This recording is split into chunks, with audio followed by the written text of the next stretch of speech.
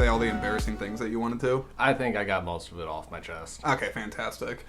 All right, everybody. Well, welcome to Screen Speak. It's a podcast all about movies, life, and so much more. I'm Jordan Anderson, and I run this podcast, so I appreciate you for stopping by and giving it a listen. With me, I have a very, very old friend of mine. Actually, and we'll talk about this in a second, you are the oldest friend by, just definition, by years. John Ortmann is with me right now. Hello, I'm John Ortmann. I'm happy to be here. First time being on a podcast, so excuse the rustiness. Hey, I'll give it my best go. It's my first time actually hosting it, so it's all it's good. A first. So I have to start before we get into the movie that we're talking about in this episode. But I have to start with just how do we know each other? We grew up next door to each other back in Cedar Rapids, Iowa, and you used to spend a lot of time, playing video games, doing weird, goofy shit in the backyard. Do you want to share some of that? Oh goodness, Jordan used to. We had a Sigsaw or one of those things that goes teeter-totter, and Jordan used to like to act out some sexual acts on that. What? Yep. That got brought up on a few family dinners. And I immediately regret having John on the podcast. Oh my god. I got some memories.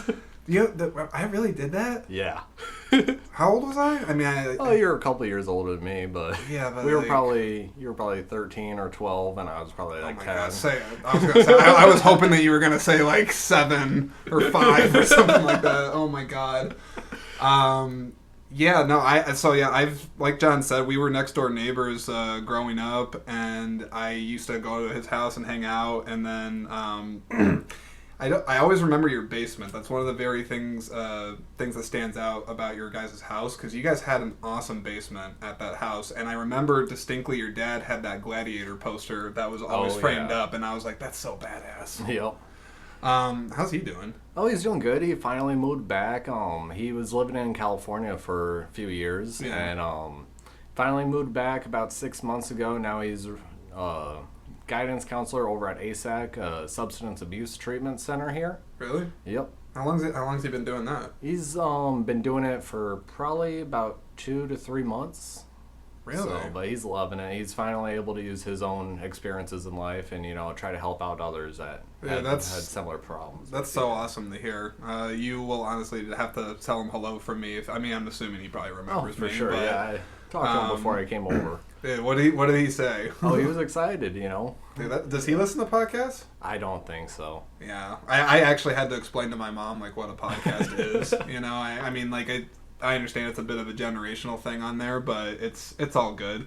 Another reason why I purposely wanted to have you on as soon as possible is that I think it was in the very first episode, I don't know if you've listened to it yet, but in the very first episode, I referenced that one of the earliest memories I have with recording a video is with you. Oh, goodness. Timmy's Demise. Which I double checked, man. It's still out on YouTube, and I guess I just gave away the title so somebody could probably go and look it up. But I need you to tell me your story of that video. It's what would you call that? Adolescence boredom at its finest. When you're out on the farm, you don't have a whole lot to do, but when you have friends that have creative imaginations, you can always find something to do. Yeah, and help me remember too, because we rode around on, was it your 4-wheeler? It was a Gator, I think. What's a Gator? A Gator is a all-terrain utility vehicle. It's basically a small pickup truck.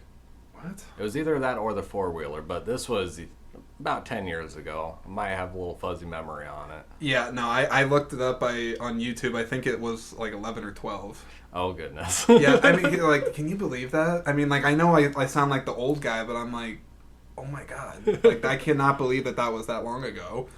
But I think I recently actually rewatched it. I showed it actually to 2 coworkers that I'm close with. And they were surprised. They're like, how come you never shared this with us? I'm like, I kind of forgot. Because it's been so long, but I kind of, I don't know, in a weird way, I'm like, John's always been a supporter of me doing, exercising that kind of this part of myself and stuff. So I was really excited to be able to actually have you on. And you were actually, I think, one of the first that I was like, hell yeah, man, like you're starting a podcast. That's awesome. Yep. I was excited, You've always had that imaginative, creative, personality type and always had fun with you. So I'm always down for anything. Cheers, my friend. Cheers. We're having a undisclosed beverage.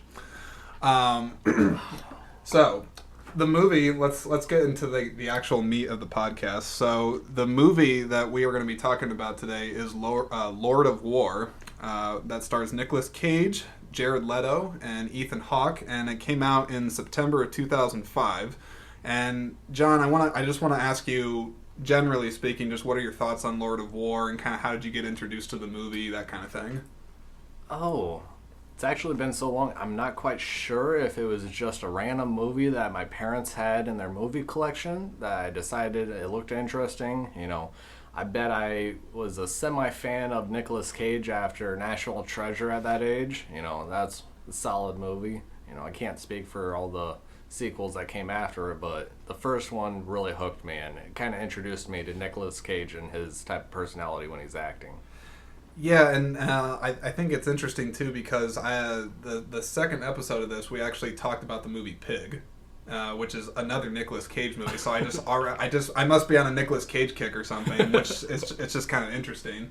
But anyway, so yeah, this movie. Let me run through some of the synopsis here, and then we'll get into some of the details of the movie that we find interesting. Okay. So. The synopsis is that Nicolas Cage plays a man named Yuri Orlov, and he lives in Brighton Beach, which is, I think it's like in Brooklyn? Yeah. Or like a suburb of New York or Brooklyn, Queens or, yeah. Somewhere in New York. Yeah. And it's in I think the story starts out, I think, in like the early 80s, and then it progresses like all the way up until like the end of the 90s, 2000s, somewhere around that. So it's about a 20-year story arc on there. But anyway, so he plays Yuri Orlov, and he's an immigrant along with his brother and his parents, and they have a family restaurant, like they're just kind of getting by, but, Nicolas Cage, his character in the movie is lost. He doesn't really know what he wants to do with his life, but there's a lot of crime. There's a lot of crime that's in the neighborhood, and then one day he sees a gangster get whacked. He just sees him get shot in, like, broad daylight, and that's when he realizes, as he says in the movie, that there's a basic human need to be killing people all the time, which is it's dark, it's messed up, but it's interesting, which I'll talk about that when we kind of get into the podcast more, some of the dark kind of satirical humor of the movie. But anyways, he has this epiphany that when he sees this murder that he's like, well, people are always going to need to kill each other and everybody uses guns. He's like, maybe I could get into the gun trade. And then from there, it's a story about how he evolves to become a very successful gun runner. Yeah, he definitely wasn't going to go much anywhere with his family restaurant. That definitely didn't look like it was going to turn out too good. It was definitely taking a toll on Jared Leto's character. Yeah, which I definitely want to get to his character here in a moment. But the first thing I wanted to talk about, just from the movie, is I want to talk about those opening credits. Oh, goodness, yeah. Because you remember the bullet. It follows the bullet around from manufacturing to where it ends up, the final destination. What do you think about that? I think it kind of it gives a good, I don't know if the right word is synapse of, the theme of the movie, but... Well, I think it establishes the tone very definitely. Well. Especially because there's the Buffalo Springfield song in the I've background, which is like a fan of that. It's a very, like, anti-war kind of, like, peace song, and so it's ironic that they're using that to show essentially a product that is likely going to bring death to somebody. Yep. End up in a conflict somewhere, most likely. And I thought that was extremely clever, and then just thinking about how, like, the movie, again, just the overall tone of it is very unflinchingly honest, but it still has like undertones of like dark humor. It's very satirical, kind of cynical as well. I think of like just like people in general and like their intentions, because it kind of is. It's kind of shedding a light on people's behaviors. I think that we'd rather not really talk about. Oh, very true. I don't think most people would like to admit that type of dirty business that they're into. No, I definitely don't think so. And I know you mentioned before before we actually hit record on this that you were kind of familiar with the director of this, Andrew Nicole. How are you familiar with him? Just a little bit. And I looked up his IMDb, and it kind of shocked me. I gotta say, the only other movie that I've seen that he directed was the Justin Timberlake movie. In Time. In Time, yep. Yeah. And I liked that. That was a pretty good movie, I thought. That's the one where he has like the time expiration, like it like built into his arm, and like he's gonna die if he doesn't get more minutes, or something like that. Yeah, and he had to keep working just to get a few more minutes, and he was trying to balance out with his sick mother, I think, too. Oh, yeah, I forgot about, because Olivia Wilde plays the mother, right? I believe so. Because it's kind of like strange, like they're like the same age, but because of the concept of the movie, she's like technically like 100. Yeah, and they don't really age. That's right. No. Yeah, I think, I mean, from what I'm mostly familiar with him, I mostly attribute him as a writer. I mean, he does, he directed Lord of War and produced it alongside Nicolas Cage, actually. But I think I think of him as mostly a writer, most notably, like John was saying. Oh my God, I just drew a blank. Well, it was surprising when I was looking at his IMDb page that he wrote for The Terminal. Yeah, the Steven Spielberg movie, which that is... I can almost promise you at some point I'm going to be doing a dedicated episode on that movie because it's such an underrated movie, and I think it's so good. It's a true story, I believe, right? I don't know if I don't think it's a true story, but I have a feeling that they based it off of real events that happened in immigration. Oh yeah. And I can say for myself, for that movie real quick, and then we'll get back to Lord of War. That movie, I actually showed it to my fiance, and what did she think? Well, she, by definition, will be an immigrant, especially when she legally immigrates to the country. And so I think for her, I think she actually even appreciated it on a deeper level because she can relate to like those immigration things and not understanding the language of another dialect or another culture and that kind of thing, which is just very fascinating. But yeah, The Terminal, plug for that. Please watch it. It's a really good movie. So anyways, talking about the director, Andrew Nicole, I think he's a really smart writer, and I think he has a lot of really original concepts. This movie, Lord of War, while it's not... Yuri Orlov is not a real character, it is factually based on arms dealing operations that have happened, so I haven't had time to like look into the full specifics of it, but a lot of the stuff is based on real accounts, which is kind of disturbing. Yeah, kind of shocking. But then, otherwise, Andrew Nicole, I mean, like, most people know him from Gattaca, because I think he wrote and directed that, and then he also wrote The Truman Show, the Jim Carrey movie. I did see that. That was kind of surprising.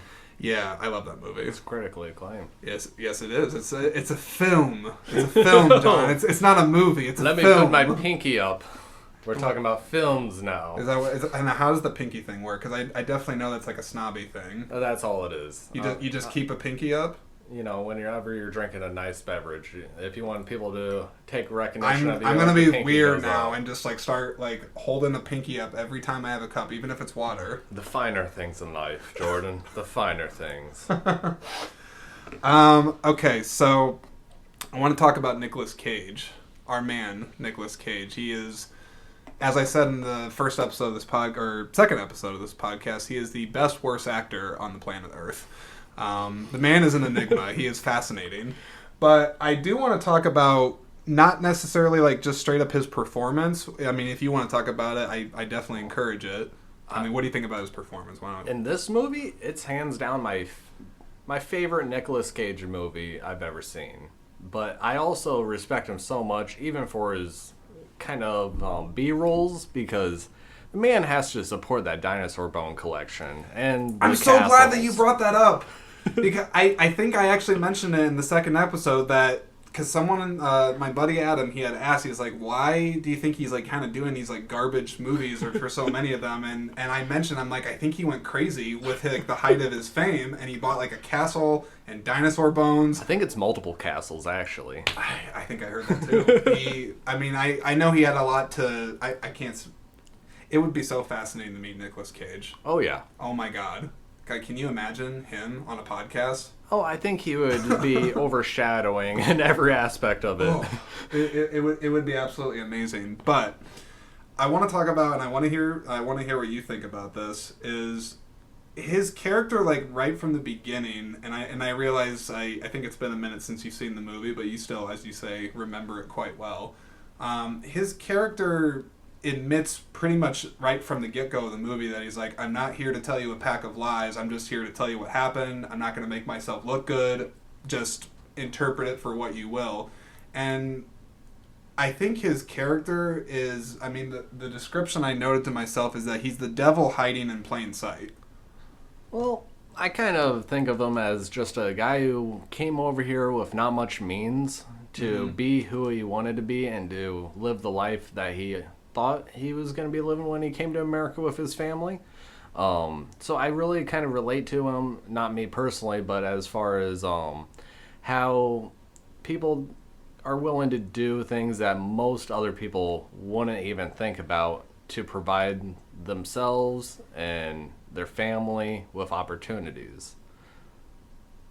That is actually, I mean, I'm not just saying that for the sake of the, just the podcast and whatnot, but that is actually interesting because you do have to look at his obviously his economic circumstance and also the fact that he's not an American citizen, that, like, he is, for lack of a better word, trying to achieve the quote-unquote American dream.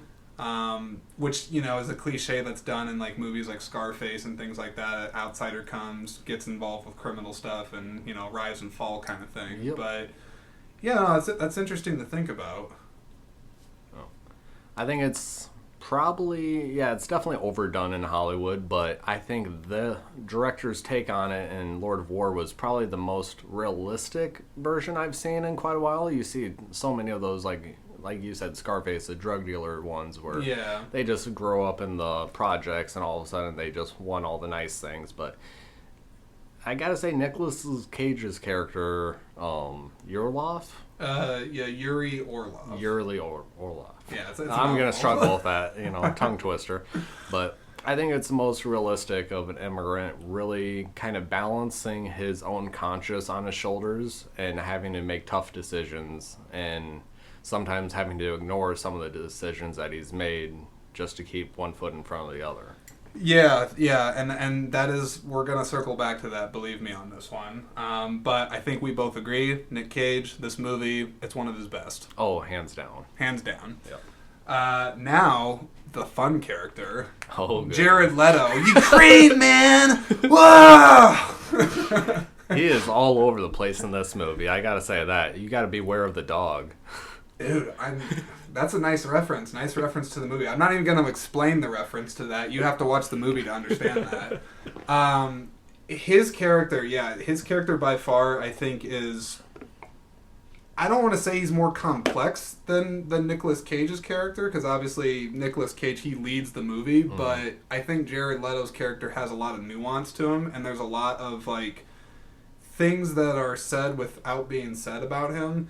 Kind of what I mean by that is that throughout the movie, his character has a lot of conflictions about not only any business that he does with his brother, but also just his own actions. I think, like, he's a very self-destructive person, and it's like he knows that he's kind of messed up. Like, he admits it. Like, he's like painfully aware of it, but I don't know. I think what I found most interesting about him is just the way that he portrayed somebody as, being an addict and having a lot of these very harmful tendencies. But at the end of the day, I mean, if you look at all of the characters in the movie, his character was actually probably, like, the most morally sound person that there was. Oh, definitely.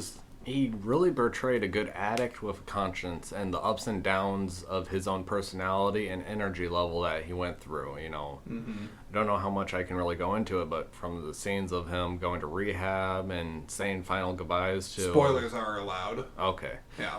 But saying his goodbyes to, Nicolas Cage, who was putting him through it, to the point of the end of the movie where it really makes a big character change. There's a lot of different things we could say about that, but that's an interesting point. Let's talk about that, actually. I think it's interesting to look at how, I think you said it, or if you didn't say it, I'll say it again. Nicolas Cage, if you've seen the movie, he introduces his brother Jared Leto to the gun trade business and gun running and all that. And He needed a partner. right, and he needed a partner because it's a dangerous business, and he needs obviously someone he can trust, and who better to trust you than family, right? Blood. Yep. And it's interesting though because without going into too much of the movie, he takes him along for it, and he's not with him for like the entirety of his career as a gun runner, but by the end of it, I mean, I think again, I'm gonna spoil it. Yeah, he dies. Yeah, his brother dies, and it's a very profound moment in the movie where you can definitely tell the character Nicolas Cage is pondering, like, did all my actions and everything I've done lead to my, not only me destroying my life, but my brother also being dead? It's like, what, like, even if he was a drug addict and all those things aside, do you think he would have lived? Oh, I think, if Nicolas Cage never brought him into the business, I don't know, because, in the early parts of the movie, he's already pretty down in the dumps and depressed as a cook for the family business, Yeah. He is not in a good place, and to say things would have went great for him if he was just living out his life there, I don't think so. I think he would have still either went into severe alcoholism or find drugs, cheaper drugs than what he was eventually able to get. But, I do think all of the moral questions and moral ponderings that, Nicolas Cage he was the older brother. He was able to kind of mentally push those aside and look at the greater good of what he was doing.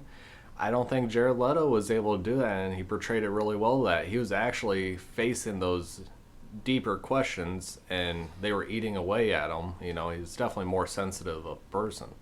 Yeah. Or a character. No, I think you're onto something there, because Nicolas Cage, Yuri, he has a certain moral flexibility, if you want to call it that, where, a person that has a very, very in touch with their soul or their conscious, they would see something like, I'm going to be selling guns that are inadvertently likely going to kill people, because in the movie they're not selling it to hunters that are hunting animals. No. They are helping countries supply weapons for their wars. And so yeah, I mean, I think that eats at him very heavily. Whereas Nicolas Cage, it's interesting because it does, but it's one of those things where the benefits outweigh the harm to it. And also, it's interesting too because he says it a couple times in the movie, but he's good at it, and you can tell throughout the movie he's good at it. Well, the director actually did a really good job of kind of pointing that out right. I want to say it was in the middle of the movie where it really showed how Nicolas Cage's character, Yuri. Yuri. Oh, goodness. Did you say Yuri? Yuri. Yeah, that would have had a different take on the movie. Oh, my God. But how he was able to raise in the ranks, because the first time they go to a weapons convention, he's scoffed off by some of the big players in the game. And the big players were actually taking politics into account, and they weren't willing to arm the people that were going against what they recognized as their own people. Where Nicolas Cage said, screw it, I'm in here for the money. Whoever has the highest bid is going to get these weapons. It's interesting too because, as you just said, he is clearly there. He's financially motivated, probably above all else. I think he just sees it as purely a business. He doesn't really look at a lot of the human side of it, if you will. And if anything, that's probably the reason why he is so successful in the movie, is because he doesn't have those dilemmas. He's like, well, like, whatever. He's like, I'm not pulling the trigger. I'm not doing it. They are. Not one bit. There was that scene, I want to say it was right when they first started going a little bit big, and they were selling used weapons that the U.S. military left in wars or conflict zones. It was during the Cold War, right? Okay. I think this was somewhere in the Middle East. The Middle East, and they're used weapons, right? Yes, because apparently the United States Army doesn't want to ship the weapons back because it costs more to get them refitted and into what we consider usable condition, and also probably to send some more money to Remington or whoever the weapon manufacturer is. That's true. So they were just selling them by the pound or by the kilogram. Yeah, I think kilo. Yeah, I'm not a weight guy. I don't know. But to whoever would buy them in that territory, and literally after their first big sale of them, the people that they sold them to used it to execute a bunch of teenagers that were considered what do you call those? Refugees.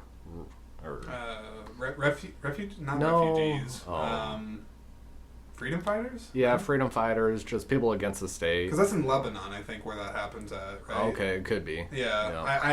I don't know. Probably a group of Hezbollah then. I couldn't even point out Lebanon on the globe. I had family that was from there, so that's the only reason why I have a little bit of geographical knowledge. Yep.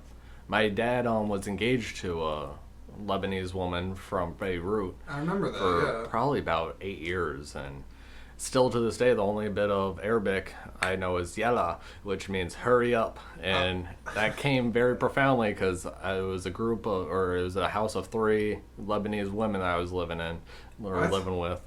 When was this? Oh, back at the farm. You don't remember? I'm trying to. Well, I remember the farm. Name dropping them, but no, it's yeah. You don't have to do that, but I remember the what was her name? Your dad's fiance. Marianne. Yeah. See, I remember her, but yeah, I don't Marianne, Amanda, and Vanessa. It's vaguely it's coming back to me. I can't fully visualize them, but yes. Yep. That's interesting. That's very interesting. We're gonna have to talk about that more off this. So I want to touch back on Nicolas Cage and his character, whether you define him as being, I don't want to say evil, but I'm not even he's not an anti-hero, but he is a. How would you define I would describe him as an anti-hero, for sure, because he's doing the right thing, but he might not always have the best way to do it. He's not definitely a choir boy or an altar boy by any means of it. No. Yeah, I because I find it interesting, and I guess we'll talk about we'll move on, but we're gonna touch back on that. So one thing I have to talk about for Jared Leto though, we gotta talk about the scene where he draws Ukraine out of cocaine. Oh, good. I mean, it is a very dark scene, but I don't know, it's kind of funny to me a little bit. Oh, I would hope so, because you and your brother quoted his line for years. I would come over and, Jordan and Jared would be screaming, "You fucking fucks!" Yeah. Back and forth to each other. You can Google the clip, but it's worthwhile. Google it. His delivery, his delivery certainly makes that moment stand out, but that scene always actually stands out to me because it's messed up to see somebody that zonked out on drugs that they are literally taking the drugs they're snorting up their nose and drawing a country that they remember. Their home country. Yeah, their home country. But then I think that scene's actually really powerful because the part where he does do it, he's like, "You fucking fuck!" He does that.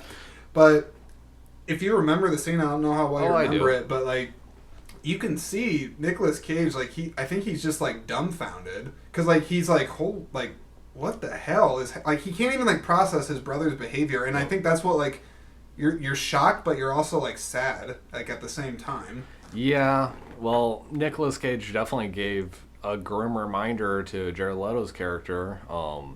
I don't think it went anywhere into Jared Leto's ears or his character's ears because he was like, "You're obviously going to be dead before you even get halfway around the country." I think he said something about a sea or I can't remember the exact line, but yeah. There's no way he was going to finish that. Maybe the prostitutes that he had with him could have helped, but they looked like they were already done with the party. I forgot. Yeah, you can see in the background, he's just got a bunch of women just laying there. Oh, beautiful women, completely butt naked. Yeah, I don't recall what the status of their clothes was, but considering it is basically a crack house in wherever, it's not. I don't have to leave that much to the imagination.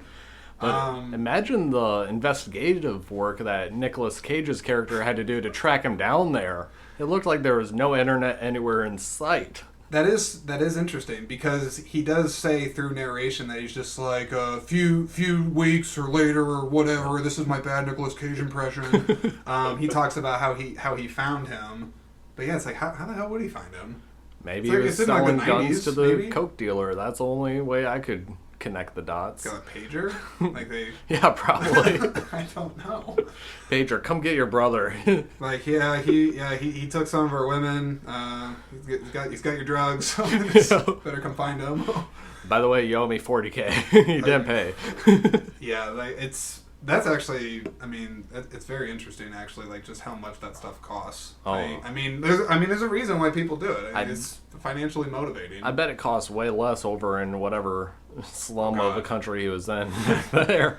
But yeah, it's a slum country when they don't even. I mean, maybe they identify. I think they may put like I don't know, Yugoslavia, or I'm just throwing out names. Some Eastern European country for sure. But yeah, it's pretty bad when like you hear it and like you don't even recognize it. You're just like, what? Like, what is that? I guess it exists. Okay, so you need a refill. You do too. I do too. If you want to. Yep. Okay. I'm gonna wait for him to leave the room. I'm gonna talk a bunch of shit. Oh, I bet. Okay, he's left. Now, John's actually pretty awesome. I definitely hope to have him on the podcast again. And there's a lot of memories that we share together. So we'll see if we can get him to talk about some of that stuff before he leaves. But I definitely think he'll like this. Yeah, I think so. Okay, he's coming back. Not that I can't handle dead air, but... Let's see if Jordan can pour it this time without, getting 75% head to his beer. That is what they call that, right? Oh, yeah. It's the head of the beer, all the foam. Okay, so let me see you do it first. You have to tilt it. Tilt about it. at a 45-degree angle. 45-degree angle. We're going to do this at the same time, just like when they execute that guy in Lord of War at the same time. That's a bad analogy. Yep. Oh, you're right. Look at that. Put your hand right around my hand. It's going to be a bonding experience. That's a bad accent. But I love that character in it, too. I actually left him off my notes I had taken before this, but yeah, let's talk about him quick. Oh, well, it's Andre Baptiste. What is his line? I'm the Lord of War, and then Nicolas Cage corrects him, says, I believe it's Warlord. Yeah. No, I like my way better. Yeah, he's like, thank you, but I prefer it my way. Yes, exactly. Yeah. Yeah, his character, I mean, it's a supporting character for sure, but very interesting, and it's obviously providing a lot of commentary on dictators in impoverished countries that basically consume all the wealth, make there be child soldiers, and essentially just rage needless war and bloodshed. It's tough acting job when you're actually defending the use of child soldiers, and that he prefers them over adult soldiers. Yeah, because he says in the movie like a bullet from a 14-year-old is just as effective from an adult. Yep. And I'm like, oh my gosh, I'm like that's so dark. twisted. And even like I mean, again, throughout the movie, I mean, you can tell Nicolas Cage's character, I mean, he does not agree with the stuff that people do, but he is able to morally separate himself from it, which it's interesting. But we'll keep going. Ethan Hawke. So yeah, Agent Jack Valentine. Yep. Interpol Agent Jack Valentine. I don't know why I'm talking like Nicolas Cage, but it wasn't that bad. It wasn't that far off. I need you to do it now. Oh, God. I'm putting you on the spot. Nicolas Cage impression. 3, 2, 1, now. I'm Nicolas Cage. It all comes out about the same. I couldn't tell if like you were doing like I don't know why like it's not the same, but I thought you were doing like a Jason Statham. Maybe because it just had like that gruffness to it. Nicolas Cage is just very fun to impersonate. Oh yeah, he's endlessly fun. He's got so much range with his voice, and obviously when he gets upset, he goes fucking apeshit. But no, Ethan Hawke. The thing I want to talk about him is that his character, he is the I kind of like named him basically like the Lone Ranger of the movie. He is the sole law enforcement entity that is tracking him throughout, just constantly trying to get at him. He's the one guy not bribable, you know. Nicolas Cage has met plenty of these agents, but everyone has a price, but not Jack Valentine. That's right. We're just doing direct quotes from the movie. Every man has their price, but not Jack. Oh. He doesn't do that, but anyway. Along the lines. But what are your thoughts about how his character is such a straight law person? Or I'm saying, God, I sound like a 5-year-old. He's in the law. He's a cop. He's a straight law person that won't break the law to bust Nicolas Cage, because obviously Nicolas Cage, he has no problem breaking the law and going around political loopholes and things like that, but he won't do it. He won't bust him. He has a very high moral standards that he holds himself to, because he's trying to do right in the world. And there's a scene where he does probably the most shady thing that he's done, when Nicolas Cage's character gets his plane filled with weapons and ammunition gets shot down by Interpol, I believe, or by South Africa. Well, no, so if I remember the scene right, I want to make sure, because I think we're talking about the same one. They're flying the plane full of, like, guns. It's like over Africa or something. And Interpol's there. They're like, you need to land. And they're like, what do we do? And then they shoot a warning shot at them. They're shooting bullets at our bullets. That's right. And then they tell him, they're like, we need you to reroute to Cabal airspace immediately. Like, I just watched this last night. Cabal, that came up recently in the news. Did it really? Yeah. Is that the Taliban took over? Kabal's the capital of Afghanistan.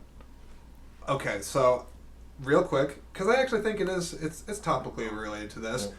I've seen some of the headlines on that, but I don't know some of the specifics. Without going into too much, can you give me the bullet points? Well, as far as I know, Taliban has, they pushed their agenda. The United States were planning to do a full withdrawal from Afghanistan, and that's still a few months away.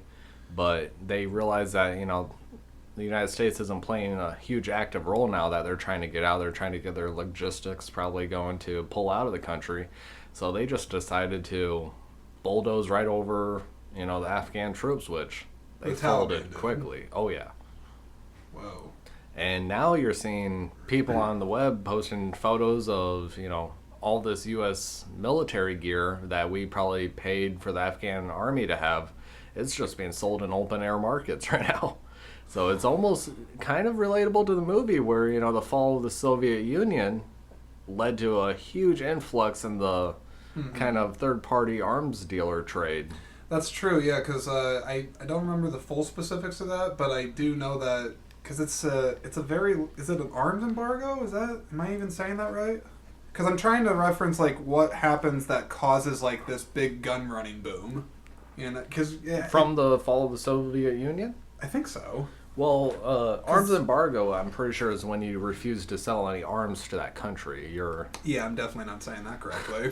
That was just because there was nobody in charge, and they were trying to regroup the entire government, and there was a bunch of weapons, That's right, because the rival arms dealer in the movie specifically even says, like, this state of chaos will not last. Yep. There has to be order to keep things from, going insane. Yep. No, that's interesting. But yeah, I thought it was very interesting with going back to Ethan Hawke's character, especially the ending, because that's, I think, where the movie really is. It might as well be breaking the fourth wall to the audience and really raising the question of, at what point do you let evil prevail and at what point do you stop it? And I'm using evil kind of loosely. I'm not saying Nicolas Cage is purely evil, but Jack is clearly in the right for pursuing him for his gun running exploits and everything like that. And towards the end of the movie, he legit has him dead to rights. Yep. Right? But because of the influence that Nicolas Cage has on countries, private wars, and stuff that's like black ops, and all this stuff that's like kind of off the books and in the gray area, as he likes to call it, he's able to just basically get away. And I don't know. It makes me think of there must be other situations out there probably that happen all the time in the world where the law can only do so much. Well, I think the narrator in the movie covered this pretty well. It's Nicolas Cage. He's the narrator. But it basically goes something along the lines of the enemy of our enemy is our friend, that old quote. And it was like the United States didn't always, they wanted to supply arms because the United States, from what I understand, they might still be, they might not be, but think at the time of the shooting, we were the number one country in arms trades. Oh, I think so. And I wouldn't be surprised if we still are. Yeah. And sometimes, the United States wants to give arms to a certain group, but they don't want their name on the transaction. So that's where Nicolas Cage sometimes fit the bill of, he can do the dirty work that we just can't do. And that's a very interesting point to talk about too, is that you're fully aware that what he's doing is illegal, but at the same time, you understand that if it wasn't him, it would likely be somebody else that would be doing what he does, and that even our government, I mean, I don't have the quote that comes up at the end of the movie, but our government engages in this stuff, and we likely still do in some capacity, and it just makes you think, because again, it's like we are utilizing means that are probably not going to be morally conducive to the population, that a lot of like the general populace, they would not really be agreeing with us doing that, but that kind of raises the point of where how many Americans out there probably, they're very happy to have all the freedoms they have, but they probably don't want to ask too many questions about how it gets there. Yep. And that's turning a blind eye, as they say. Our military has the only black budget out there, and a black budget means that there's no set limits by Senate. So what does that mean? There's no set limits. They can spend as much as they want. But where does that originate from? You said a black budget? I learned that in high school social studies or government class. Really? Yep, because our goal of the class was to basically, okay, well, we want to get rid of these trillions of dollars of debt. How do you do it? That's what the teacher tried to get us to answer. And a lot of people said, well, reduce the military spending. You can't do that when there's no set figure on how much they can spend. That's interesting. I did not know that. That's the big thing with the military industry or industrial complex is, and I think they really shine a light on that in the movie of as far as conflicts all over benefit the United States or at least some of the high corporations because as long as there's conflicts out there, there's reason for us to still be out there trying to do justice and try to help out and give us more activity. I think at the very least, the movie definitely is quite clear in showing that profits definitely come from war. I mean, like, there is money to be made when there's war. After every World War, the United States basically went into booms with our economy because we were paid to rebuild everything or to supply armies with what they deplenished. It's very true. It's very, very true. I was going to ask you.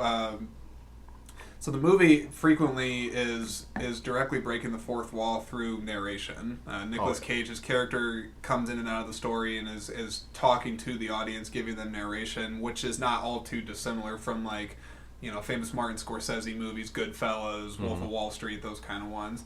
Do you have any thoughts on just narration in movies, or like if you think it worked for this kind of movie? This kind of movie, it worked beautifully because it kind of drug the line between a cinematic experience and a documentary, where it kind of really gave the audience kind of a guide on how they should be feeling about it, what's really going on behind the scenes, and why is everything happening that it's happening. Well, and I think because I don't think narration in the form that it's in this movie is always effective. It's very dependent on the story. But since so much of the character is focused on Nicolas Cage and his moral complexities that he has doing what he does, I think it is effective for him to talk about it the way he does to the audience. But then I also think I noticed it's kind of a trope, but I mean it's an effective trope or cliche in that movies that seemingly take place over a long period of time, a lot of them have narration at some point. And I think it's just because, like, when you're exploring a story that takes place over such a vast amount of time, I think it would be easy for, like, if you think about it, if the narration was taken out of this movie, I mean, sure, you'd probably be able to follow along with it, but I do think there would be some people that would get lost a couple of times. I think the moral compass of it would probably get lost too. It would come across as a completely different movie, I think. I think you're right. Still think it would be a good movie, but I think I wouldn't have taken away what I did. It's one of Nicolas Cage's best movies. And I will say this again, if I haven't already said it. I know Nick Cage gets a lot of bad rap, and he is almost a meme or a joke or a gif or whatever you want to call it. Yep. A lot of, I mean, and rightfully so for a lot of his crap performances. I'm not defending the man's entire filmography, but the man is a good actor, and I think he is committed for better or worse. And I mean, it's one of his best movies. I think one of the critics he gets every now and then is overacting, and this movie he really underplays it. He goes straight for the character, I gotta say. Yeah, I mean, because Nicolas Cage, just by default, I mean, he's known by, like, general audiences for, like, his emotional rampages, where he's just like, wow! He's, like, you know, he's freaking out, he's losing his mind. And, like, in this, like, I mean, he has times where he yells a couple of times and does stuff, but I think he's very conflicted in the movie. I mean, it comes across in his performance that, like, he is messed up inside. I think a lot of kids that had dads that are salesmen could kind of relate to Nicolas Cage being kind of like a dad figure to them, or they're on the road a lot of the time. When they come home, they bring home gifts and toys, probably to make up from all the time that they're gone. Yeah, Disney dads, as they say. Oh, I haven't heard that before. Yeah. Well, I always used to actually, I mean, I don't think my dad ever listens to this stuff, or he might not even know I'm doing it. Is he still doing good? He's doing okay. Yeah, I mean, we can definitely talk about that later. We don't have to get into that. No, it's fine though. But I joke because I haven't mentioned it before, but I'm a child of divorce, and so so am I. You are too.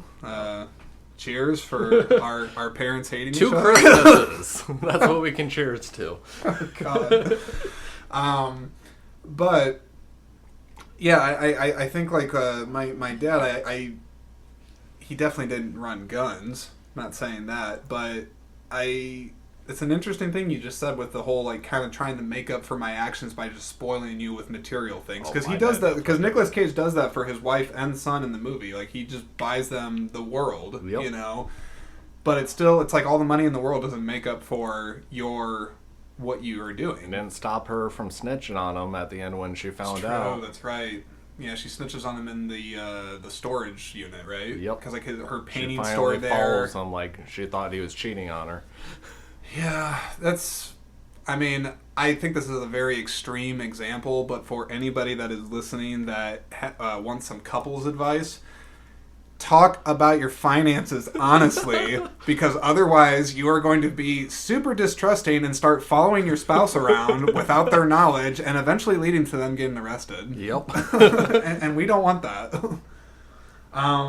So I want to talk about subject of gun running, which I'm not saying, and I'm going to say this throughout any podcast episode I do, sometimes I may talk shit, or sometimes I may just talk about what's off the top of my head.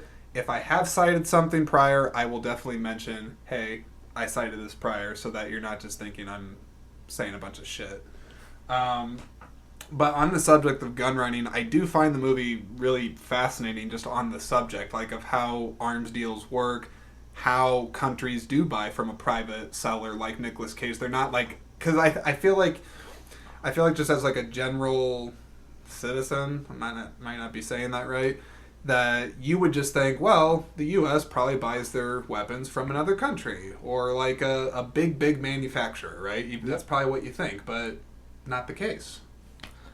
But yeah, there are definitely some huge companies here in the United States that, thrive off these multi-billion-dollar contracts to manufacture slight differences in weapons, and sometimes, you'll see it in the news if you pay attention to the right news articles, they get sold pretty openly from private corporations here in the United States. Yeah, you can look up the sales of these things. It's all public information. Because it gets approved by Congress, usually. Yeah. And, a lot of times, warplanes, weapons, missiles, and all that stuff can be sold to other countries. There is some approval behind it, but, Now, I don't know how much you know about this. I mean, you know more about it than I do, clearly, just from you just saying that. But I guess, for, gun sales and manufacturing distribution, I mean, I know, countries will use it for war and private citizens may use it for home defense or hunting or something like that. But I am curious just, what the... I don't know. I'm trying to think how best do I say this. I'm curious about the how much it's actually used for the purpose of just straight up war, as opposed to just the military kind of doing one-off operations. I don't really know if that makes sense, but I don't know any factual statistics, but if I had to guess, I would say probably 80 to 90% are probably actually being built and sold just for conflicts. I honestly wouldn't be surprised. I know it's an underlying theme of this movie, but it makes me think very broadly about this subject is gun running, probably like anything else that causes eventual harm to a human being. It's a complicated subject, right? Oh, it is, because there's always that of who's the good guy, who's the bad guy, and it can very easily be miscued where in most conflicts, I guarantee both opposing sides look at themselves as a good guy based off of their own agenda. Sure. I mean, I've listened to. I mean, I'm a movie nut, clearly. Yep. And there's times I've listened to actors where they say in order to get into the proper headspace of a character, what person that's evil or is defined that way thinks of themselves that way. Never. They don't think they're bad. They don't see it that way. They're following their ideology. Yep. But no, I don't know. I think when I think of the subject, I guess, of gun running, and if you watch this movie and you kind of start to explore the subject, I think of it as in a long line of a lot of other subjects that are very complicated, have a lot going on with them, do, likely speaking based off data and just facts, likely cause harm. But I just think, what person outside of someone in the industry or in politics actually has the time to pay attention to it? And I mean really pay attention to it. No one nowadays. With Right. how much we're invaded of social media and all the weird clickbait news that people find themselves entangled with. Misinformation. Oh, there's tons of that out there right now. Yeah. Everyone has a voice, including me right now. Yeah, no, I mean, hey, we're on a podcast, but it's disconcerting, I guess, when I think about it, because I think, now granted, this movie came out in 2005. Now, I don't know how many years ago that is. I'm bad with mental math. But I imagine this is probably one of those issues that's not really sexy to the media. And I imagine it's probably, along with a handful of other, complicated human issues that are not going to be explored, let alone be really heard as loudly as they probably should be. And I thought this movie spoke very loudly about that. Oh, completely. Because imagine if you're a journalist, and they didn't speak on this multiple times in the movie. Nicolas Cage's character talked about how his favorite way to operate was in the gray zone, where it's not really legal, not really illegal. And that's a big part of gun running and the gun trade business, is that it's really not that well defined as far as what's legal and what's illegal. And try to be a journalist and you go after somebody with real money, you can end up in a lot of trouble, It's true. It's true. And that's probably part of the reason that his character is able to, I guess, get away with his own actions, is that he does put himself in that gray area a lot where things aren't clearly defined and they are so subjective in their interpretation. I don't know. I don't really know about that. I want to touch on some of the dark humor. We've been talking about some heavy stuff, but this movie, this movie does have moments where, I'm trying to think how I would describe this, but so any movies I noticed that like follow crime figures or over a long period of time. Take a movie like Goodfellas because I mentioned that with the narration and whatnot. Now you're following people that are criminals. They are murdering, doing. There's a word I'm looking for. Exploiting businesses Racketeering. or racketeering, things like that. They're doing these terrible things, but there is an entertaining value to it. Oh yeah, because you're seeing extreme behavior that is not done by probably the average Joe Schmo that's out there, and I don't know, this movie I think is very smart with how it is constantly being very unflinchingly honest with its portrayal of events, but it's also entertaining. Like Nicolas Cage, he's a likable guy in the movie, and he has likable qualities about him.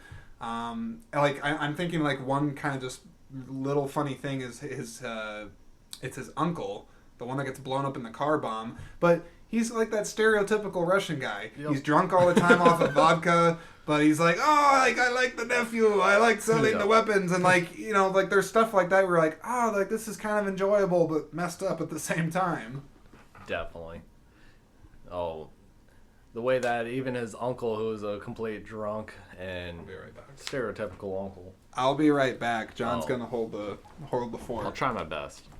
But there's even a scene where Nicolas Cage has to persuade him to fudge the numbers on the amount of attack helicopters and weapons that they still have at the armory. And Nicolas Cage does a good job of saying, well, who's really going to bust us? Who's in charge? No one's in charge. It's still the USSR is no longer there. They're still trying to get their head on top of them. Because I totally missed what you were saying, but I think he said at one point, he's just like to the uncle, he's like, is that a 1 or is it a 0? That's exactly what I was and the uncle's about. like, no, it's a 1, and he's like, it's whatever we say it is. Yep. Like, cause who cares? Yeah, I imagine, especially back then, but even still today, even with all the advances in social media and things like that, you have to know there's probably crafty people that know how to slip between the cracks of things, not really care about what's written down. Nowadays, it's just, hacking into the computer logs and changing the numbers of yourself. And who's really keeping memory track of all those inventory logs? I don't know who is, but I hope there's someone. I can certainly tell you it's not me. I know my way around a computer. I'm fairly proficient in it. I can do this podcast on here, I guess. But yeah, don't trust me with that. We're not going to get anywhere with that.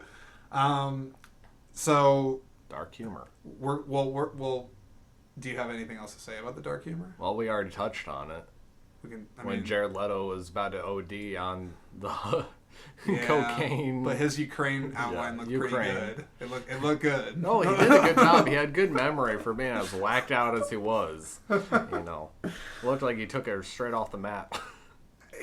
I have a feeling that there's so much to unpack with, how could he have drawn it so detailed while being so zonked out? He must have recalled some deep memory where he looked at the map and just studied every nook and cranny of that country. Yep. And then even when they're dropping him off for rehab and, he's begging his brother for one more bump. Oh, yeah, that happens 3 times in the movie, I think. Yeah, he's just like, Yuri, please let me get high one more time. God, I almost thought he was about to go over and suck Nicolas Cage's dick for a second, but especially by the way the camera was angled. You know what? Maybe there is some weird director's cut out there where they're just like, Jared, while you're down there, go ahead and do something. This is the one way you're gonna do it for me. My God. Oh, Jesus. So I'm gonna go back into dark territory here, but darker than incestual. Darker than incestual blowjobs. We can go darker than that. That's my God, that is twisted. But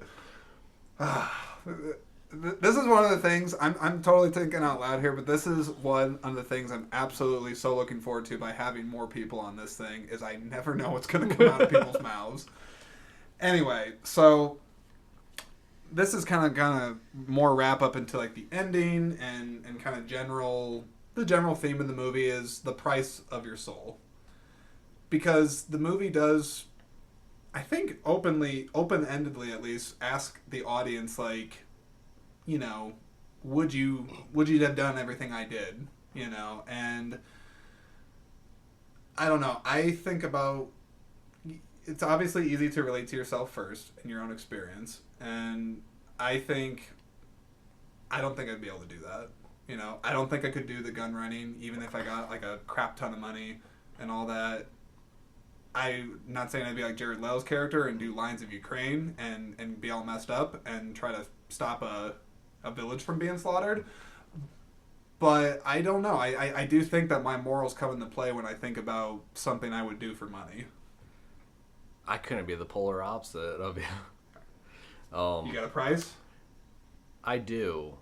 And it's basically my price is almost, I could kind of relate to Nicolas Cage's in this, where granted I didn't come from nearly as rough of a background, quite privileged actually, but as long as I can get my goal as far as securing my family's financial future, and I wouldn't do anything to risk that.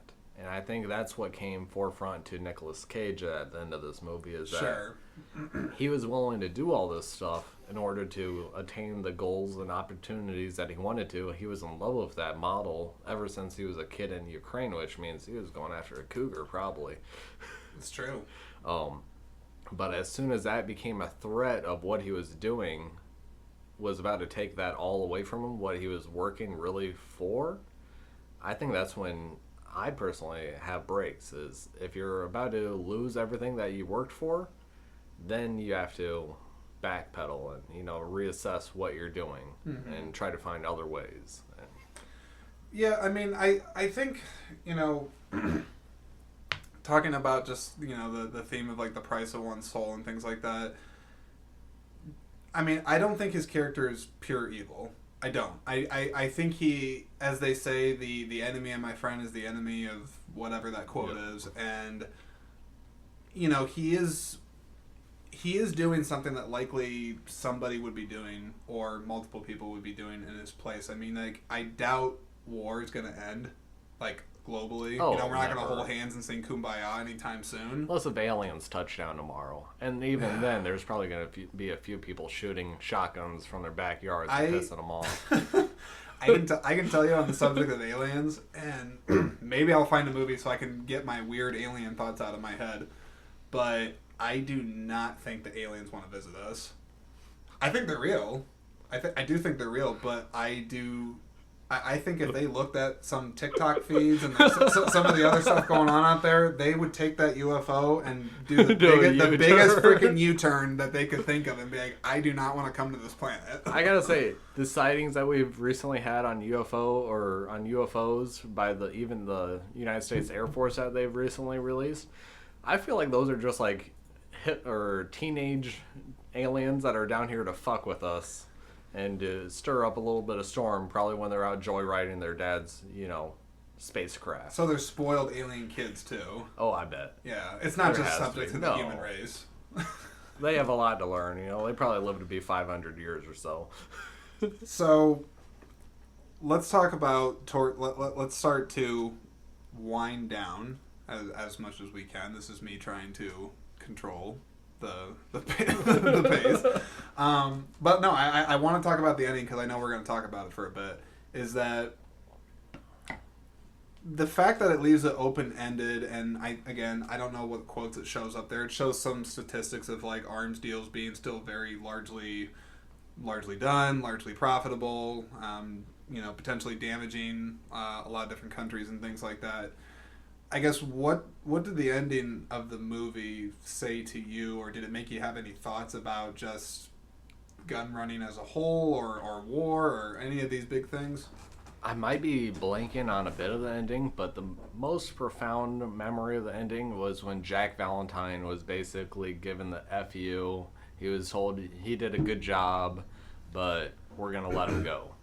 And he worked almost his entire career just to bust this one big arms dealer, and he finally had him Yeah. wrapped up by his toes. And Yeah, I think that's it's probably the most interesting aspect of the whole movie, and that one scene you're talking about really does boil it all kind of down to, like, even if you do all the right things in the world, does it really stop things from happening? Stop the world from turning, or in this case, the gun running world from turning? Yep. And the answer is no, it doesn't.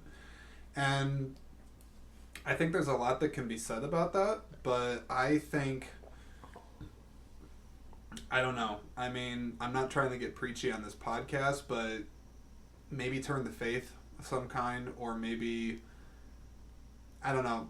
I think the answer to that is honestly kind of beyond us, like, for, like, big picture wise, because I don't know if we would really have the answer to it, and I think the movie's saying that too. It's not really trying to give an answer of, like, anti-gun running or stop the gun running, because there is a need for countries to be supplied their Yep. munitions. It's a plausible need. It makes sense. We have to defend ourselves, but it certainly does make you question the moral high ground of it all. well, kind of think about it even from a scene in the movie where he was doing a gun deal with I want to say it was probably an African tribe that was basically doing a genocide against another tribe. That's the scene where And- Jared Leto just eats Yes. it pretty much. Yeah. And it's almost like, well, what if that other tribe that was having a genocide committed to them couldn't buy weapons? Would he not Right. want to sell to them so that they could defend themselves?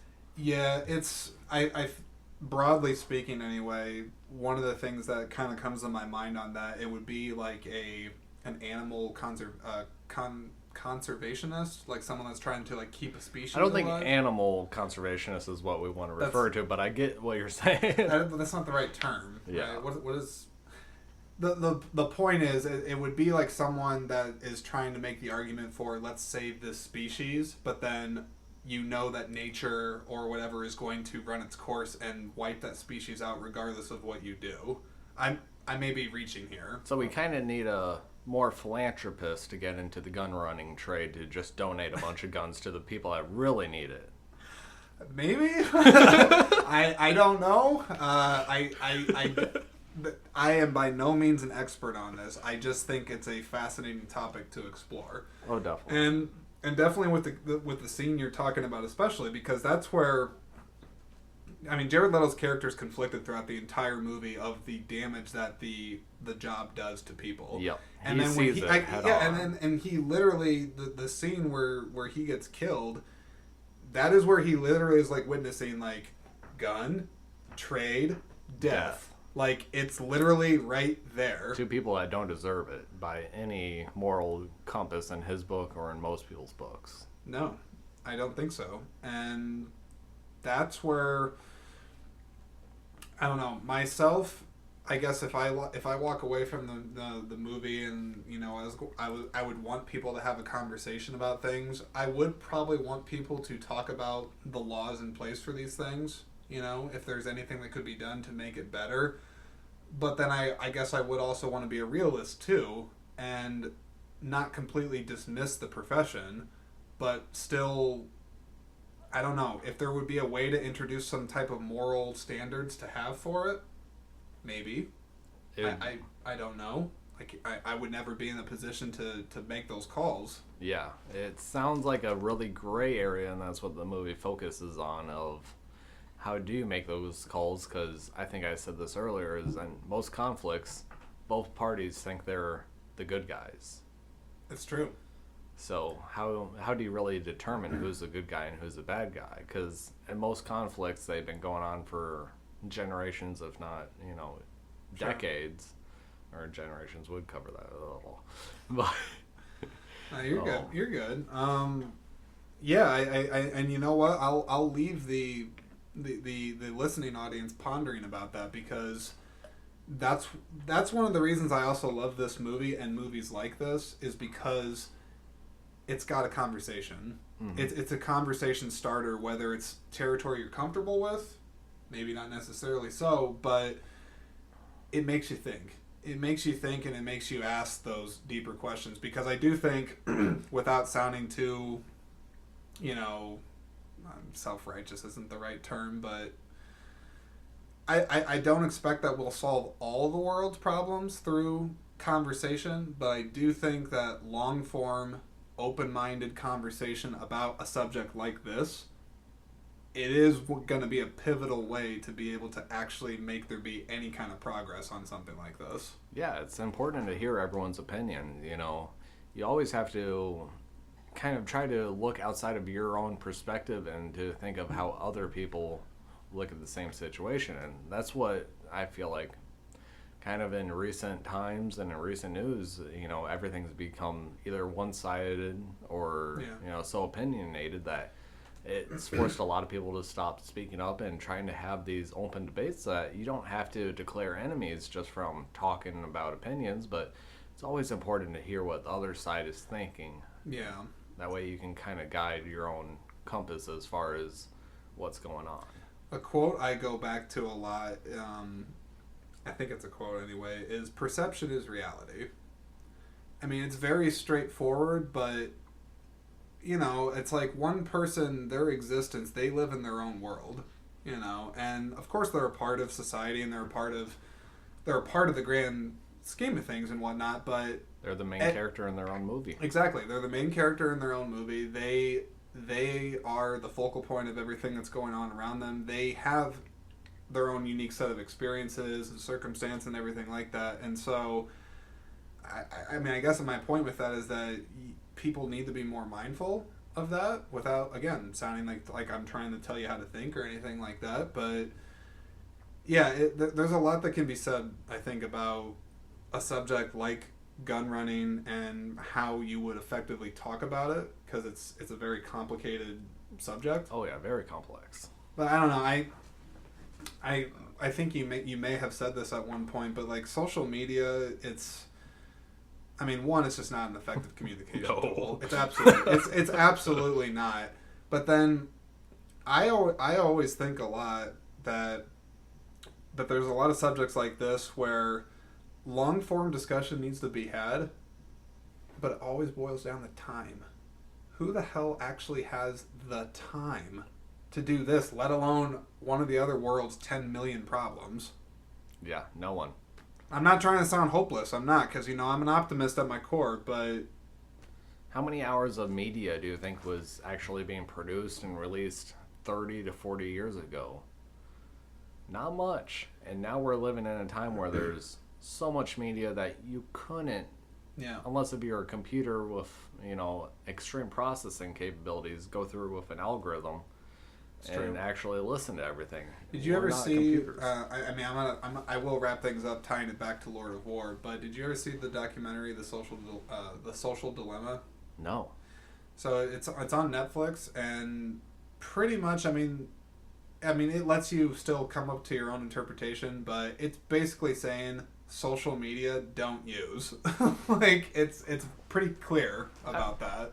I would agree with it, and I think with the amount of media that's being out there today, between all the streaming sites that are out there, or streaming services, with all the still cable services that are out there, right, all still releasing information, and, I think that's almost why we've grown into a TikTok generation, or TikTok, time, because attention span. Yeah, now we only have time for 10 seconds, because who wants to spend 4 hours actually reading a well-written article about a specific subject? We don't have the time for it. And that's so sad for, like, the field of journalism, like real journalism, is that, like you said, somebody could be like a Pulitzer Prize winning author. And you'd just be like, well, I could read this 3-page article they wrote, or I could watch this guy hitting his ball sack on, with a potato gun or something on TikTok. I'm just thinking of something really stupid and, something dumb. But yeah, I don't know. I think it's, talking about it is going to be healthy. Is there a solution to it that's very black and white and simple? No. I think a lot of things fall into that gray area that this movie talks about. Yep. So the gray area thing's always been something that stood out to me with this movie. Yep. Because it is true. There are things that are not black and white. Yeah. It's really hard to draw lines in the sand anymore nowadays. Even though there's a lot of news agencies that would like to draw a very sharp line, but usually when you get down to the reality of things, it's a lot grayer than what most people would like to portray. I agree. So, John, I think I've said enough about Lord of War. Oh, I agree. Do you have any other thoughts? No, it's a great movie. I'd recommend it if you haven't watched it. Please check it out. I'm sorry if we spoiled a little bit here, but you know, okay. I mean, the movie has been out since 2005, so you had plenty of time. Yeah. But no, hey, buddy, seriously, I super appreciate you coming on the podcast. I mean, like, it really means a lot to me. This is something I'm really trying to grow and just really make it really become a thing.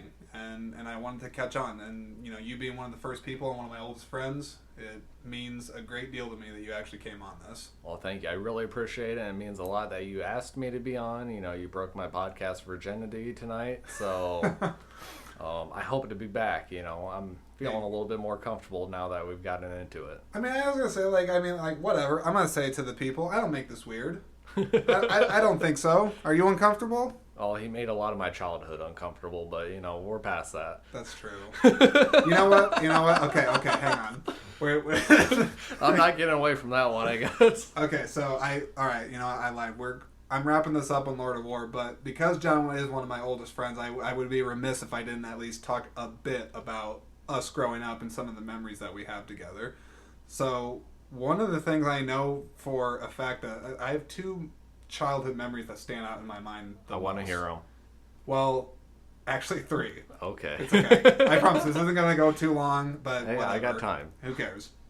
So, one, I think it was one of the first times I ever remember actually kind of getting close with you as a friend is we camped outside your front lawn. I don't know if you remember this. Yes, I do.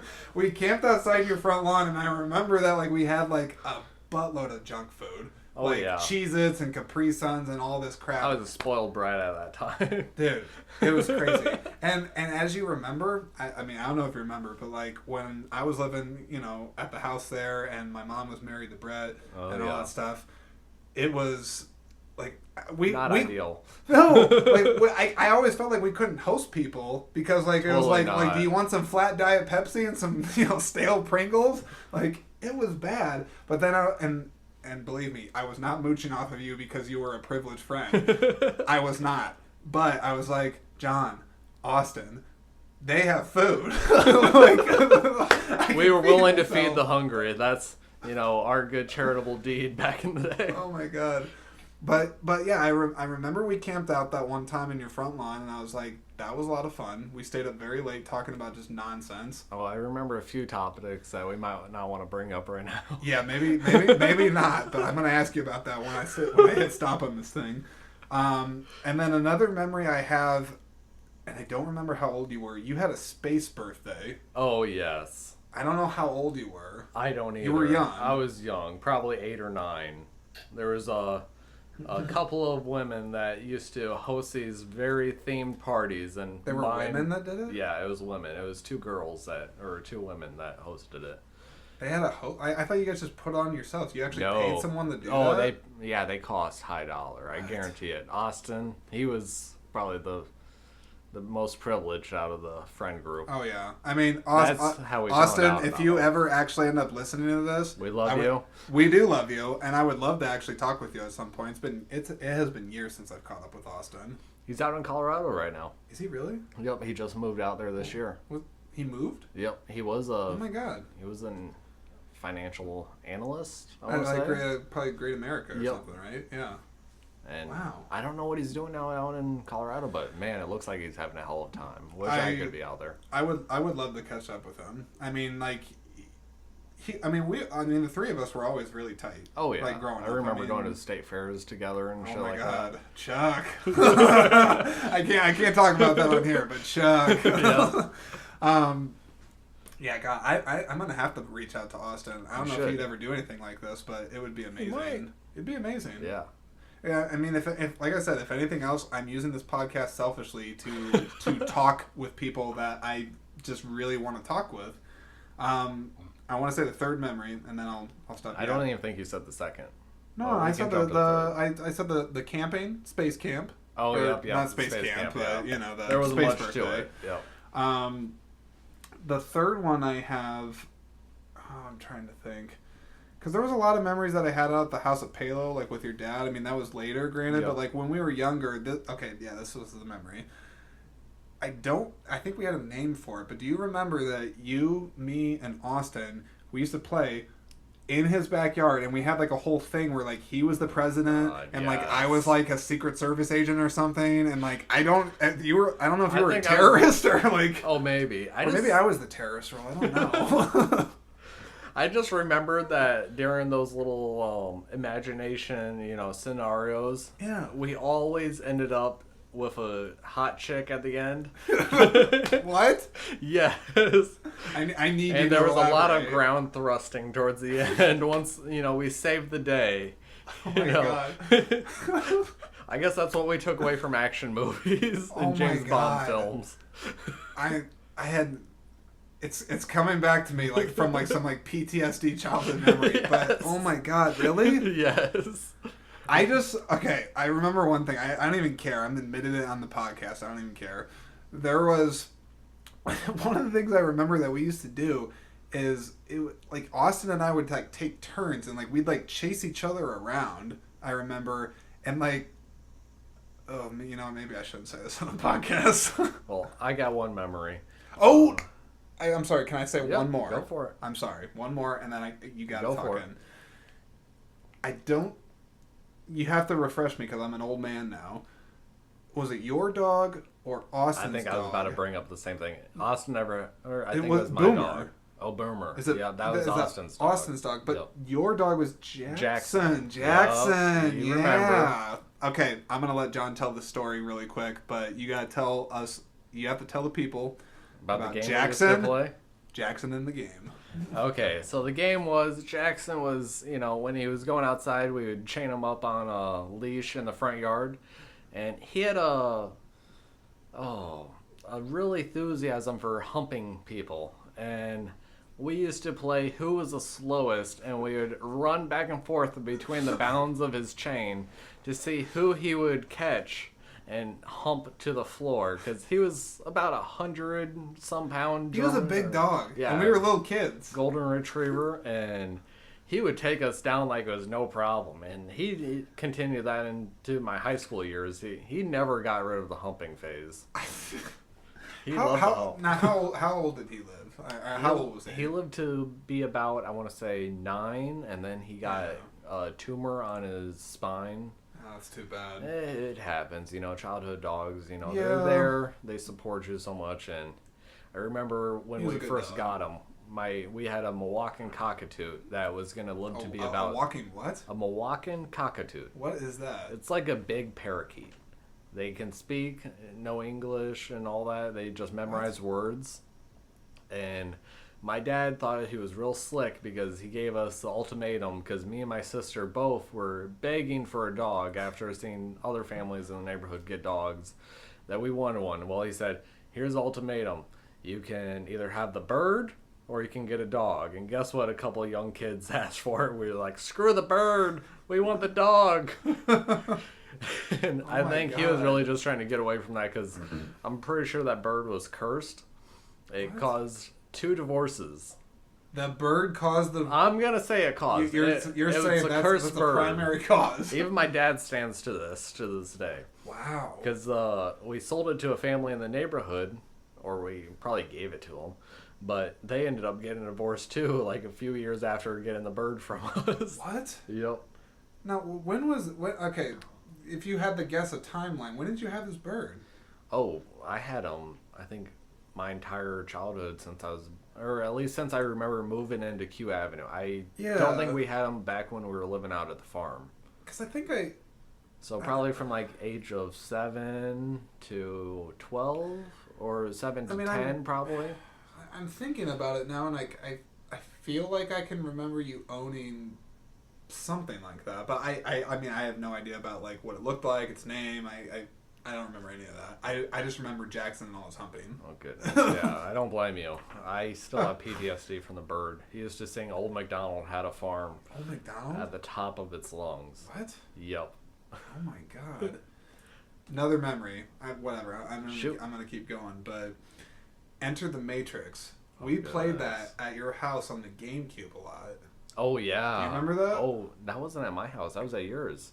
Was that one of the few things we actually did at my house? That and Final Fantasy, I believe. Final Fantasy, my man. I gotta shake your hand on that one. Yep. That's good stuff. For the few times I was allowed into your house, those were the games wasn't that we were weird, playing. though? Oh, yeah. It was. Yeah. And most of the times I feel like I got to know you is when you guys weren't allowed back into the house. And I was like, it's true. Hey, there's kids outside. Let's play. I'm gonna talk about that actually because I think it's interesting. So, in the neighborhood on Q Avenue, Austin was the first person I remember actually meeting because I remember, if you recall, we lived like down the road because Brett actually had a house that was like a little bit down the road. Actually, You didn't always live next door? No, he did not. No, Oh. he had a house. I mean, it's like so like there's Q Avenue like here. If you can see me, I'm pointing my finger. Yep. There's Q Avenue, Good video, and then like there's Q. here, whatever this street was like right there. Yep. That's where Brett was. Okay. And I always thought it was kind of strange that I'm like the guy, because the house that we lived in was built. Mm-hmm. Like it was a new house, and we're like you moved like literally just.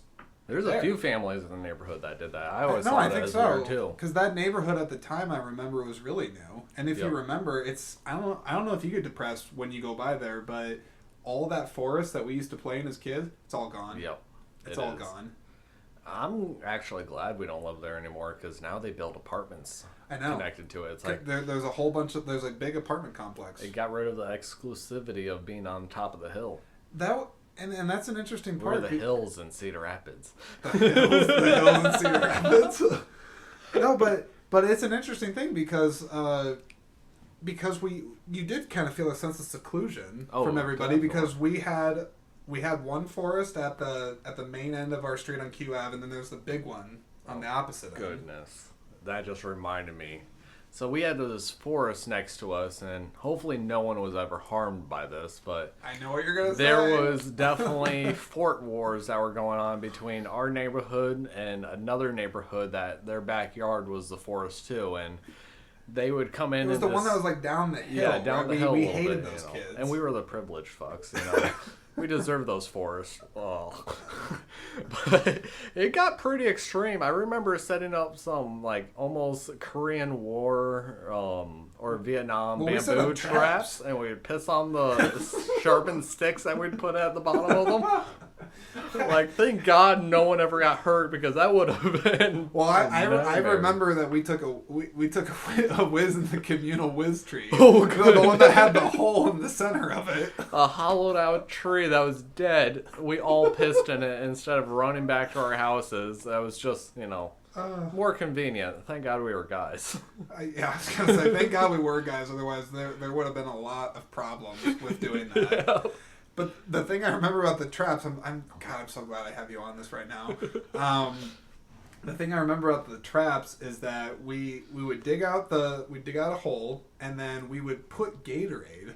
If you remember, we poured Gatorade in a few of them. I think I Fruit remember punch it. Gatorade. I remember Yeah. the freaking flavor. We'd pour Gatorade in them because the idea was that if someone like stepped on it and their foot fell through, like it'd get all sticky. We thought that was funny for some reason.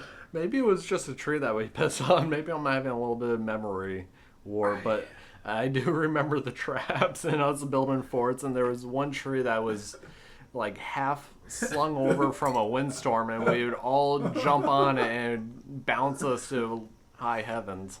We bounced on it? Oh, yeah. We were trying to break it. Every time we got on that thing, we'd have like four of us my God. 80-pound, 60-pound kids trying to break this kind of tree limb. Do you remember the mulberry tree, like at the entrance of the forest? No. I think I do, but I don't know a tree. So Yeah. I remember Trees like that. Adam, who also lived in the neighborhood. Him, like you and me, like occasionally we would like pick like berries off of it. And I think Adam's dad like tried to like talk us at one point. He was like make like jam out of it or something. I'm like, oh, I don't really know.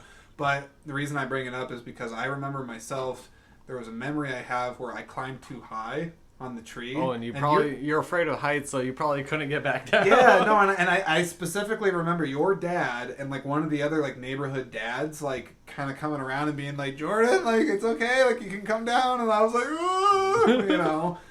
But that was a great thing about us growing up, though. I mean, you have to really think about this. Appreciate the fact that we grew up, one, in a neighborhood that felt secluded. I do feel like we were able to all like kind of get to know like our neighbors. Like it was a really tight knit neighborhood, and we had a lot of freedom. I mean, you still are from the generation where we didn't have cell phones. Yep, we could just run around. It's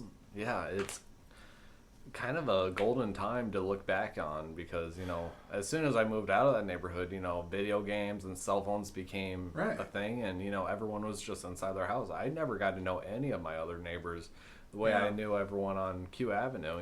We used to have family pizza night. I remember that. Yep. And I know there was like one or two times now, I don't think it was frequent, but we did a block party at least once or twice. And a little block parade a couple times. Yeah, and like it does make me sad though, because like you said, it's a golden time in a way. Yeah. And I think actually particularly my younger brother Thomas, because when we moved, I mean, you've been to the house that we moved at when we were in high school and stuff, because we've been friends for a long time, and it's like he had a neighborhood where he could still like kind of go around, but he was like at the awkward age where he wasn't really like quite able to like hang out with like kids, and there wasn't like a forest, there wasn't like all these things around for him to be able to do, and I always felt really bad about that. I think about that too. With my wife being pregnant, I think about... Wait. You don't just get to say that like all nonchalant to me. Your wife's pregnant? Yes. What? 3.5 months along now, so it's okay to tell people now, I guess. Dude. Yeah, thank you. I'm shaking your hand. I don't care. I'm saying it. Really? Yep. I got a little one on the way. Yeah, I mean, was it planned, not planned? I mean, how's that? That's a funny question. Most people ask me that, and I tell them it wasn't planned, but it wasn't not planned. I wasn't doing any preventive measures to prevent it. And did you guys at least have a conversation like we may or may not want kids, like that kind of thing? We actually always talked about probably not having kids, because we thought either one of us was infertile, but it turned out it was just my smoking habit that I had to quit.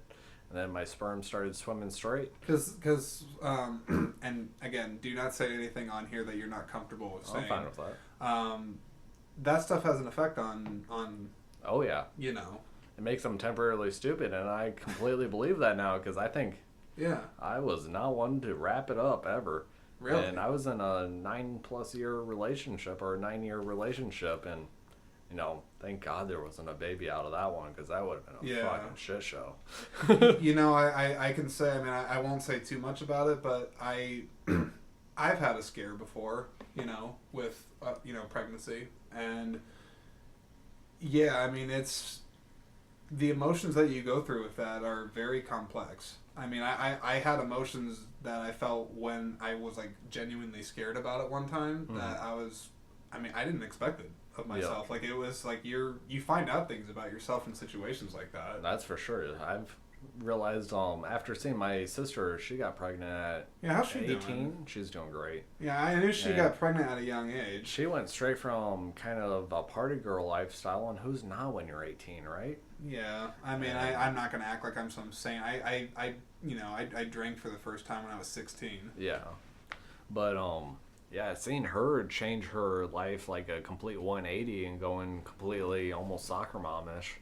She's not a soccer mom, if you're listening, but What does she do though? She works for a college here in town, and is it Co? No, Mercy. Yeah. Okay, I knew she was doing something with Alumni college. Association, and I couldn't be more proud of her, because she has been such of a role model of what to be as a parent. Give you the rest of that. Oh. Yeah, now she has 2 kids? One. Just the I one? think one and done. I don't think she was planning on any more. One and done? But man, my niece Sophia, she is amazing. She is so cool. Sophia? Yeah, Safia. Safia? Yeah. Okay. It's an Arabic pronunciation. No, that's cool. That's cool. No, I never got to know your sister. I mean, not really. I mean, like I knew her, like when like we were growing up and stuff. Oh, but... she used to make fun of you all the time at family dinners. Oh, did she? Yeah, I'm pretty sure the one that brought up you humping the teeter-totter. Ah, yeah. Yep. I take back all of the nice things I was gonna say. She sucks. No. No. I honestly, man, like I'm happy to hear that. Your family. I mean, your mom, Jody, Dan. Everybody. You guys were always, you guys were always amazing. Oh yeah, your mom and your brothers, they were basically family to me growing up too. I mean, so I still see you as anything family without that being weird, but yeah. like you're my boy. Like I don't care if I only see you like once every blue moon. Like we're friends. Thank you. I'm glad to hear that, and I think of you the same way. That's awesome, man. Anything else you want to say before we're done with this? No, I wish I had some pluggables, but if you can find me, you find me. That's okay. John Ortmann is his name. He is my oldest friend by biological definition. But anyways, I appreciate everybody for listening to the podcast, and I do want to mention just really quick as a plug, the YouTube channel for the podcast is up, and it does have some short clips from the episodes if you're looking to maybe introduce it to other people and they just want to kind of get a taste of what is on the podcast. Please direct them to the YouTube channel for that. Otherwise, please go ahead and hit the follow button on here. I really want to try to build the audience base for this, so any person that follows this, downloads the episodes, etc., that really helps out a lot. So definitely please feel free to do that. And otherwise, that is it. I hope you liked the episode. John, thank you for being here. Watch Lord of War. Nicolas Cage doesn't always suck. And well, please hit the follow button, and thank you, Jordan, for popping my cherry for podcasting. I am good at popping podcasting cherries. I'm trying to how do I say that? I think he nailed it. All right. Thanks, everybody.